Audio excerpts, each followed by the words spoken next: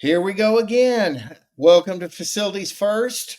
It's my opportunity for me to give back to the people who keep us running behind the scenes in all the stores, casinos, and restaurants. Today, I actually got a guy that he probably never sleeps because he's in a casino 24/7, 365 years or 365 days a year. So I'd like to welcome Tim Courson to the show. Tim is with Hard Rock Sacramento Fire Mountain. Tim, thanks for joining me today. Appreciate it very much.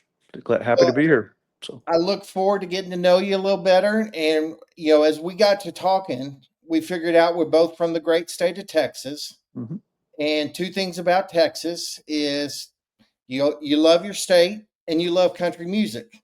pretty much. And what I heard from you was there were some concerts that you like going to. And so I asked you to pick out your top three. So drop them on me. Yeah, so I would probably say, especially if we're talking about, I'm a big country music fan, and so I would probably say Willie Nelson's birthday party a few years back outside of Austin was amazing. Not just because Willie was there, but because there was quite a few just Central Texas type of musicians that we had a ball there.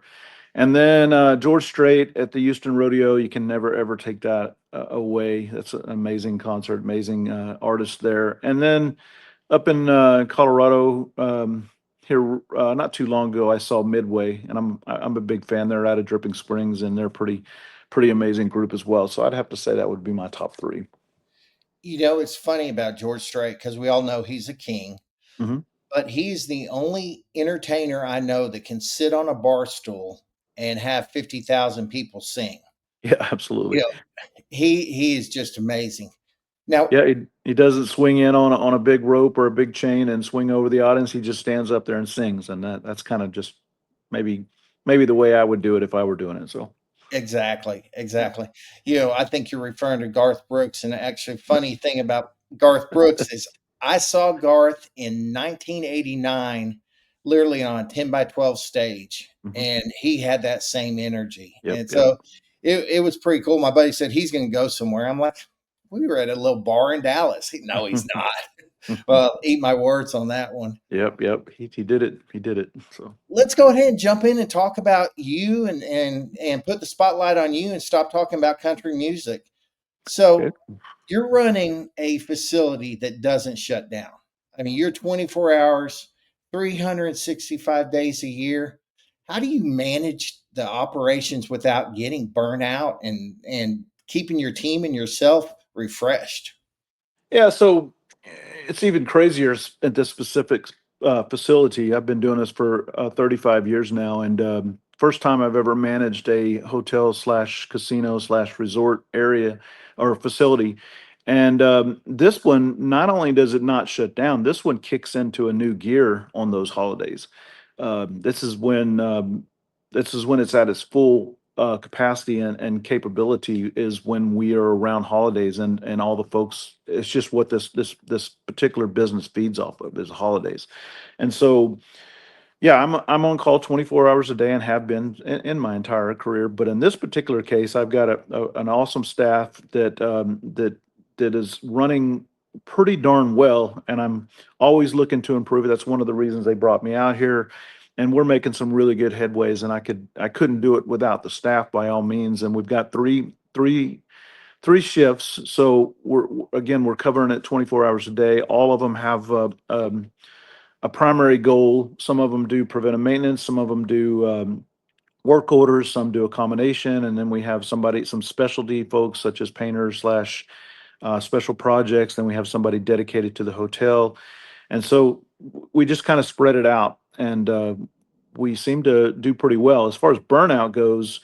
Uh, there's times in my career where I've come to the point where I felt I was a burnout. I always, after so many years of doing it, I kind of have a sixth sense on a job that's actually doable and not doable. Mhm. And so I think when I find myself in one of those places where the job's actually undoable for whatever those reasons are, that's when I excel into that burnout phase. But as it stands right now, at my age, at coming up on 60 years old, somehow or another, I still have passion. And, this is a great facility and a great team here, and so I'm doing pretty well here. I feel pretty good about it. So That's awesome. That's awesome. Well, you don't look 60, just by the way. tr- That trust me, I am. surprised Trust me. me, I am. So, being in the casino industry, what is probably the most underrated challenge that people wouldn't know that you face? There's a lot of things that are happening behind the scenes here. There's basically a city that's behind the closed doors, and secured area, and we do so much back there. So I support multiple departments here in their goals to make this the premier facility in this particular part of the world in Northern California, and so it's. I'm both on the front side, on the customer facing side, but also very much behind the scenes, and the same can be said of my staff here. And so we have to find that balance of making sure that we put our face on, that we have to have in front of our customers out in the open area and the customer facing stuff. But at the same time, on the inside, we've got to, gear down and do the dirty work that's behind the scenes. And so this team is well established and knows what they're doing. When I came here, there was not a whole lot that I need to do outside of just I'm a service oriented guy. I understand the need to call not only the customer that's out in the casino and the hotel, my customer, but I look at all of my departments that we have here as also my customer, and that's what I'm pushing hard to make sure my staff understands as well, and they're picking it right up and working with me on it. So not sure I answered your question, but yeah. Yeah, you did, and Yeah. it made me think it's almost like I'm gonna compare it to Disney, is you have the back of the scenes that you have to get done, but then when you walk on that casino floor, it's almost like you're an entertainer in a sense, because you've gotta have that smile no matter what's going on, what's Yeah. breaking, Yeah. And and it's not just an entertainer, but I I and every other person that works in this facility and any other like facility have to also be watching for the best interest and safety of not only the customers but the company itself. And so we're also making sure we have our safety and our security minds in set, and so we're looking for that as well. So go ahead. so obviously you're a great multitasker. We have to. Yeah, have to. And did we decide, do you have the squirrel syndrome, ADHD too? Uh, it depends. It depends on what the squirrel's name is and what the squirrel's doing. So yeah. So you actually hit on something that I wanted to talk about. I mean, we've all been to casinos and they are literally a mini city. Oh yeah, for sure. And so you have your HVAC, your air conditioning. I think you mentioned you have 6 restaurants there that are 24/7. Yes. No, not 24/7, but 6 Okay. restaurants that are open, depending on the time of year, they adjust their schedules to what's happening in this particular area, but, certainly some of them are open all the time. One of them specifically, the cafe is open all the time, but yeah, it goes back and forth, but go ahead.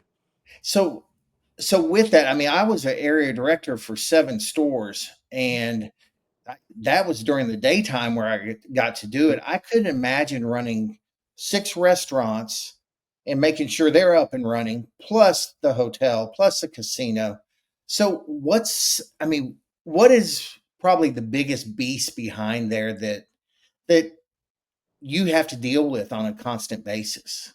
So I have to be my staff and I have to we have to know a whole lot.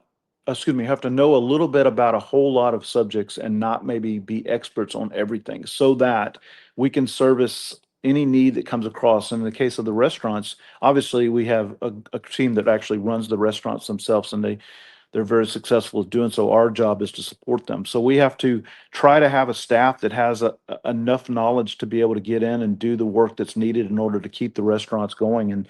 And failure is not an option. So we have to make sure that we adapt to whatever that challenge that's coming at us. And obviously there's the backing of quite a few vendors and contractors that we have to have in place. And we need to make sure they understand that when we ask them to jump, they need to jump, because that's the partnership we need to have with them. And so obviously they'll respond to the things that our in-house staff can't handle, or unable to handle that specific situation. So it's a team effort, and I would also say that because it's a 24-hour facility, the biggest thing that I find to be as a challenge is that we have to act as if we're the ones affected either on the customer side and or the actual team that's managing that specific part of the facility. We have to act like it's ours. We have to take ownership of it and act like it's affecting us in the same way it affects them. And so that mind frame has to be there.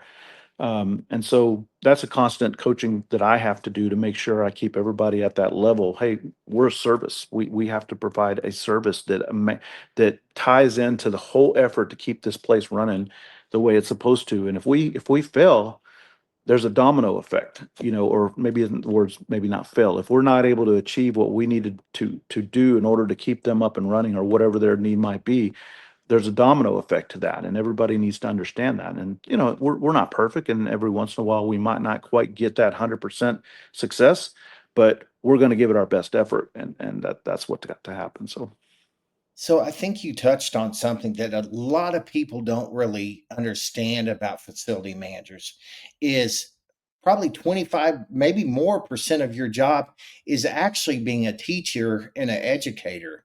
So how do you do that with your staff? Do you have trainings? Do you just do on the job? How do you do that? I think you have to manage the individual employee, or maybe it's the team sometimes, because some people learn, as we all know, with hands-on. Some people learn more with computer-based training. Some people need a combination. So I try to manage to the individual while still trying to get to my end goal. And so I think it's going to be a combination of the things you mentioned, and then always looking at new technology as it relates to training and keeping your eyes open for opportunities to enhance it in some way, shape, or form. A lot of this new AI training that's coming out right now, that where you can literally go in and watch a video on how a air conditioner is fixed, and they'll actually walk you through every single step. It's pretty darn cool, and it's also a great way to help with liability, or to liability, and making sure that you've proven that you've trained everybody on the jobs you're asking them to do. There's a good way to document that stuff, and that's important as well. But at the end of the day, it's really kind of leans back towards safety when it comes to training. For me, is just making sure that whatever task that we are given, that we're going to do it safe. And some of these new training technologies, in my opinion, help you to make them more safe, because they literally watch what they're doing, and they see the pitfalls and or the safety possibilities right smack dab in front of them.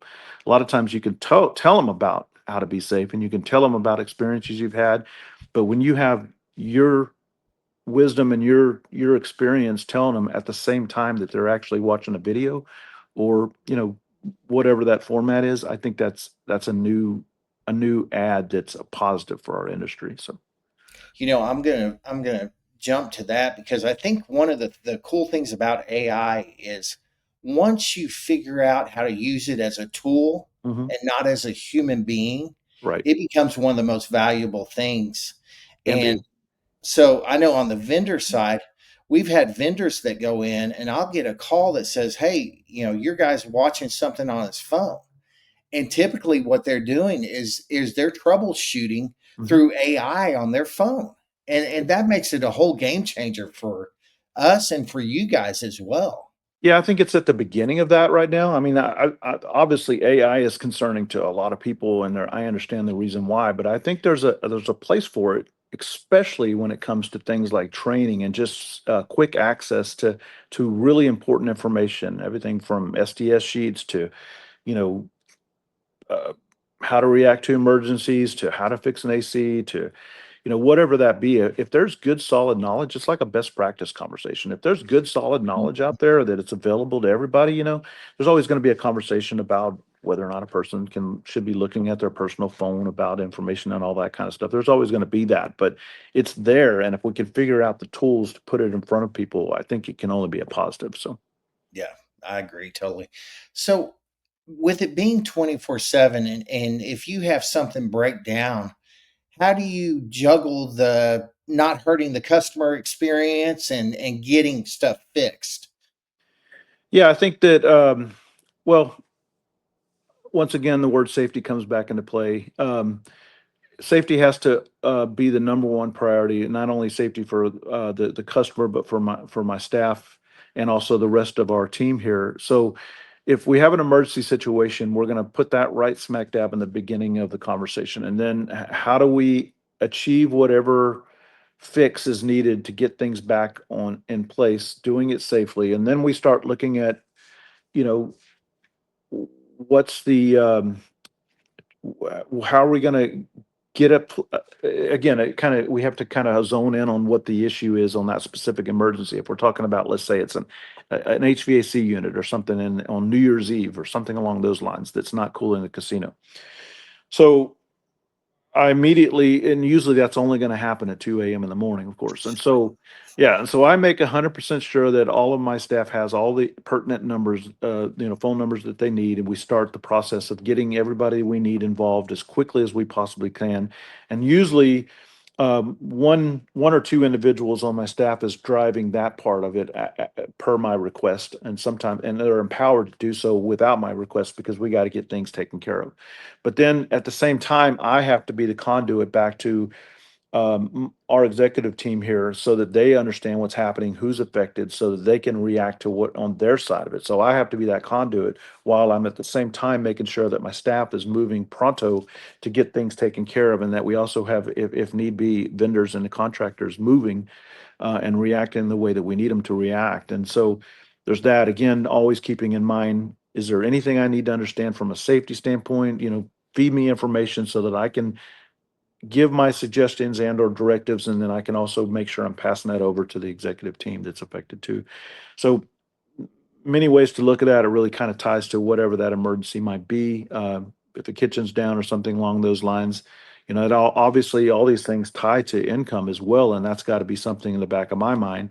And why my staff might not understand the financial impact, it's my job to make sure they understand. Hey, there's a bigger picture here. Please understand that what I'm asking you to do is not only affecting what you see, but it also affects some other things. So let's move, let's get this thing going. What can I do to back you up? What can I do? Do I need to be boots on the ground? Do I need to be doing this, at 2 a.m.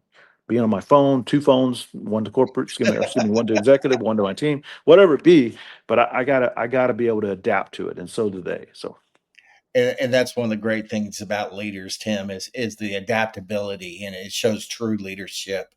yeah. I was going to ask you about a typical day at Fire Mountain, but I've Mhm. already figured out there's not a No, typical day at there's Fire Mountain. But no such thing. you mentioned earlier you've been in it for 35 years. 35 years.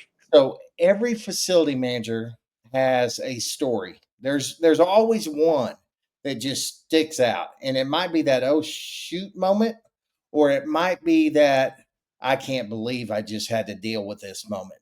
Tell me about one of yours. So I have had so many, um, every, I call it fire, blood, or flood. And I've had examples of all of them. Horrific situations, scary situations, false, you know, false call type situations to where we reacted something. Two come to mind. I used to manage a big mall, about 1 million square foot, right next to Columbine High School in Colorado, Littleton, Colorado. And it, on the day of what happened at Columbine, about, I think it was 10, 15 years afterwards, we had a pipe bomb um, placed in one of our back house corridors at the mall. It became national news. It was all over everything. My boss, we had two execs there. My boss was out, and so I had to handle the entire situation pretty much on my own. Obviously, he's on the phone and we're dealing with it together, but we had to evacuate the mall and they wouldn't let us out off the property, but we had to go out in the parking lot and we were out there for 8 hours, no bathrooms. It was crazy. And while they did their investigations, one of my techs that particular time was the guy that actually found the bomb because he smelled it. He was out in the mall and he smelled it. He went into the port corridor and there's a pipe bomb literally shooting fire up onto an electrical panel. Scared the what out of me. It was a very scary day, and so that one comes to mind for sure. And then I would also give another example, being that early in my career. when I was still trying to go to college and try to do a 40, 50, 60 hour a week job. I was managing a facility right near NASA. It actually was a part of NASA, but it was a facility that housed three large companies in it that were their job was to manage the space shuttle program. And I was the chief engineer of that specific building. And when the space shuttle was either close to landing or close to taking off, we had a tornado come through the area. Literally was hopping on the ground and jumped up and went right over the top of my building, took out the glass centerway of the building. The entire top of the building was glass and took that all out. And um, that's when I understood the definition of stress, because they're already stressed because of the space shuttle situation. And so um, now I'm sitting here in a place where I have to try to figure out, and at a young age and very little experience, how to keep this building open so that they can do this extremely important job, at the same time making sure everybody's safe, because there's no way they can go through the middle of the building anymore. So they have to get back and forth from one end to the other. So I had to figure out all that stuff with a lot of help from our corporate office at the time. I was with CB Richard Ellis at the time. And so what a craziness. I mean, that was, I think what happened there is I started to learn how to control my stress, how to control the way I'm reacting to something, because I realized that in that case, my staff was really just a sponge, kind of taking the energy off of me. And I had to take a deep breath, calm down. We're going to get through this, relay the same thing, not only to my staff, but to the folks that were working in the building, to my executive team, making sure that, hey, I'm not panicking. I'm going to do whatever's needed. Let's all get together and let's get this done. And because people feed off panic in a big way, and in this particular position that I do, and just like you, I'm sure you can't panic. You just can't. You got to be calm. So, And it's funny because everything that you're hitting on mhm, are leadership skills that most people don't realize. Facility managers are leaders, and they set the tone for the whole team. mhm. And I always say you got to be like a duck on top of water. You look smooth and pretty, but underneath you're paddling like you know what. So that's I'll tell you, those are two different stories that are polar opposites, but they're probably some of the craziest ones I've actually heard. Yeah, they were nuts. Yeah. So, how do you reflect? I mean, we all know hard rock, and we know it's bold and it's high energy. How do you reflect that culture in the way you run your facilities?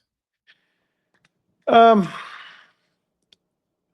I think it's a something you kind of just build into your business model. When you're when you're trying to reflect what type of business you're in, no matter if it's here or anywhere else, you have to understand the bigger picture, what the company's about, what its goals are, what it's trying to portray to its customer. You have to understand all of those things. And with a good executive team, which we have here, all of that's discussed on a fairly regular basis. So you understand it because you're in amongst it when you're on that side of the job. And so you just take that information and you bring it back and you just make sure that everything your staff is doing understands, what that bigger picture demands. And they need to react to the business demands that are. And again, part of those demands are what what the company is about. It's not just the demands of the everyday, work orders and PMs and putting out fires. It's also about making sure we're doing all that at this with that exact same mind frame to every single person on the staff.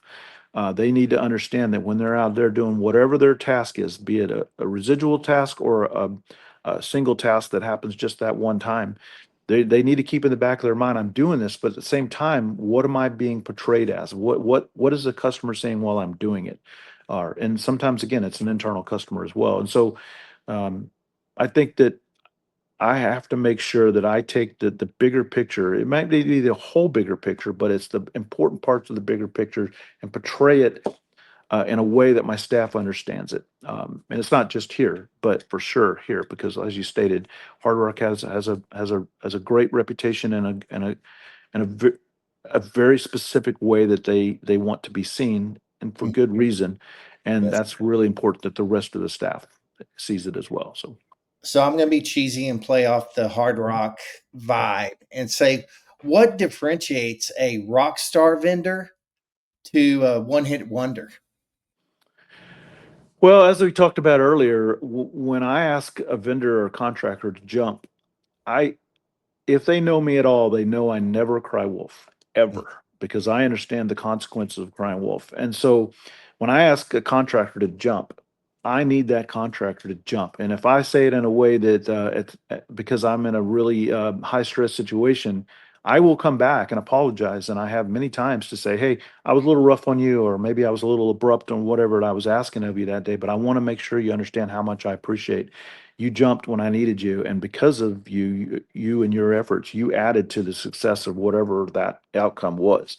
But I think that for a seasoned guy like myself, I just make sure, even when I first come into a scenario, or a company, or a facility, I immediately start communicating with my vendors to say, look, I'm a guy that's been doing this for a long time. I'm going to tell you right up front, if I need you, I'm going to ask for your help, and I really need you to react to me. Because again, I don't do it just for my health. I'm doing it for a solid reason. We can discuss it. You can give me information. You might disagree with me. Feed me information to tell me why you're not reacting, or what needs to change about my request. But please react. mm, Um, and then um, and then I would also say, just making sure to not become complacent. Complacency, we all know, is really difficult to not happen, but it needs to happen, especially if you've got a loyal. I'm a very loyal person, with the understanding that obviously I have to, we have to put things out for three bid within, like, any scenario, to make sure we're being fair, and that's always super important. But we're going to have those vendors that we lean on, and if that vendor makes the list, it's because they've done something that's created a loyalty from me, or for a respect from me, and so that's a really big deal to me. We've got multiple vendors here that I'm proud to be working with, and they, just in the short time that I've been here, they understand what I'm doing. I think they respect my honesty and my, call it integrity, whatever you want to call it, yeah. but they're reacting well here. So Well, trust and communication are go hand in hand in our absolutely. business. If we're not communicating from the vendor side, you guys aren't getting answers, and you got people asking you questions, and so that's one thing we talk about all the time. It's one of our rock three principles at Hero is communication. Right. So I can definitely understand that.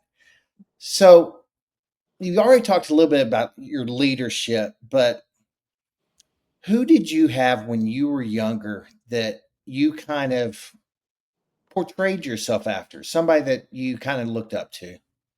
I've thought about that, and I've had quite a few really good mentors, both in my job field, but also in a different job field that was supporting me, or was my boss, or whomever it might be.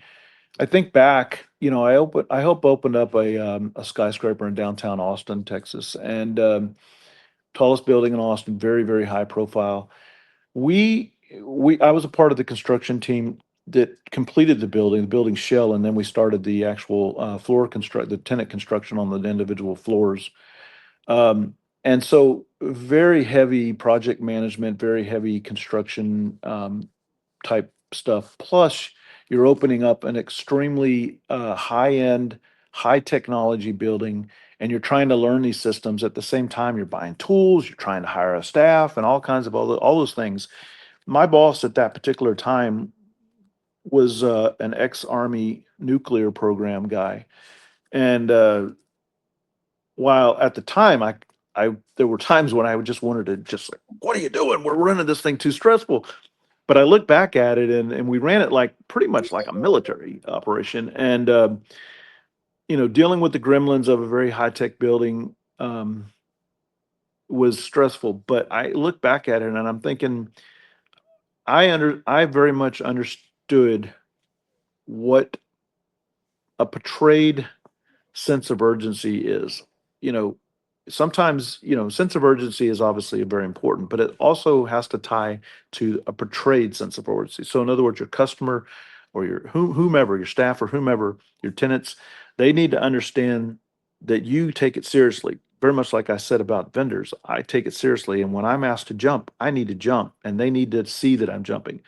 In addition to the evidence that's actually happening, and they need to see it.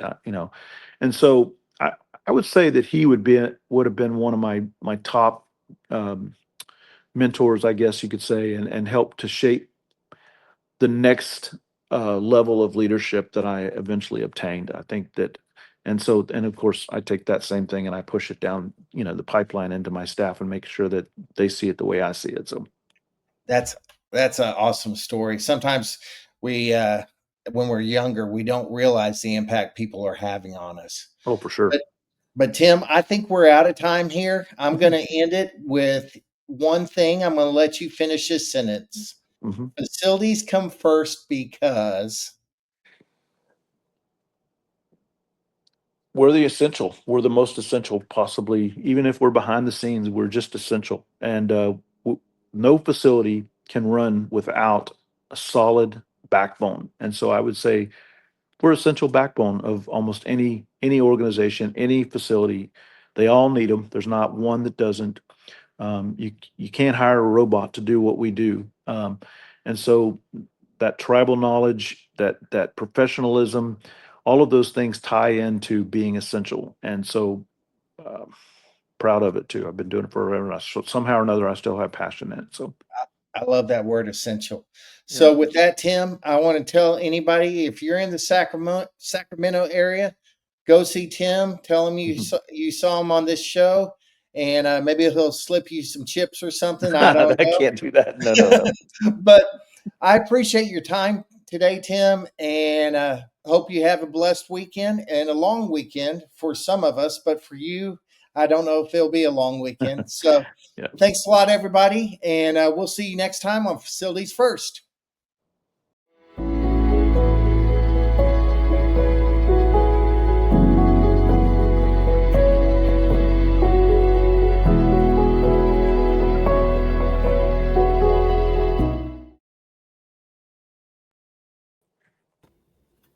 Sweet.